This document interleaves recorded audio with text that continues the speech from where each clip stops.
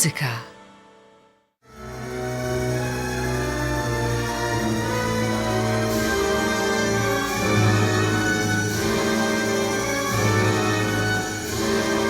Not everyone is aware that Tannhäuser, one of Wagner's masterpieces, characterized by eternal themes such as redemption and carnal love versus spiritual love, also had a French version.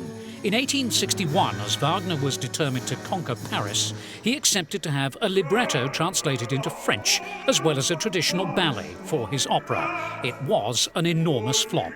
And yet, still today, many wish to see that version of Tannhäuser.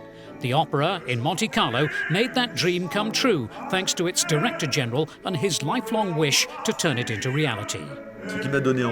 What made me feel I should really do this Tannhäuser in the 1861 Paris version? Quite simply, my father. The French language contributes a totally different kind of poetry compared to German. There's a softness and a frailty that I do not feel is the same in the two languages. There's also a sort of poetry that charmed those who saw the opera when it first opened, Baudelaire in particular. And actually, Baudelaire has inspired me in staging this production.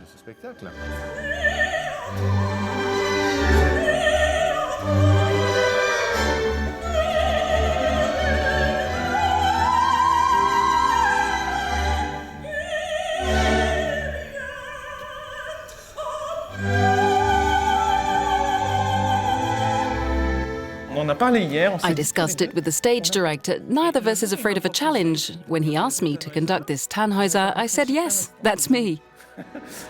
Then I found out that the score weighs over 20 pounds, and I told myself, you must be crazy. But what an extraordinary challenge.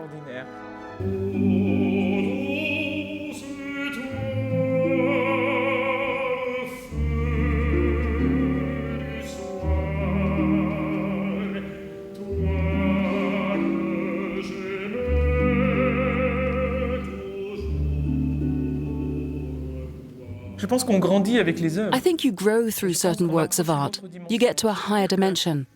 And when you work on pieces that are more like marathons, if I may say so, than a 100-meter race, your time management as a conductor is extremely important.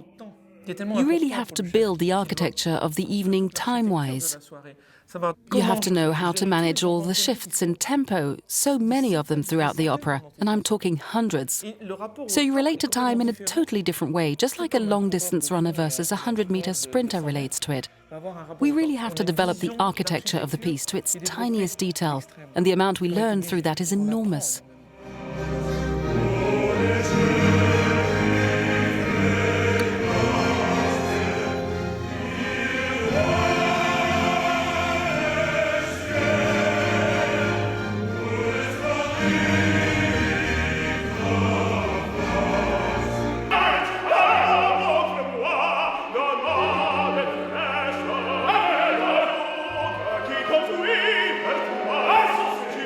Tannhäuser is an artist, and a cursed artist. He could be today's Mick Jagger, or any other controversial, hated, slagged-off artist, but a charming one that you couldn't help loving and still criticizing. I do think that Richard Wagner himself was obsessed with Tannhäuser, because was he not Tannhäuser himself, the criticized, the hateful artist?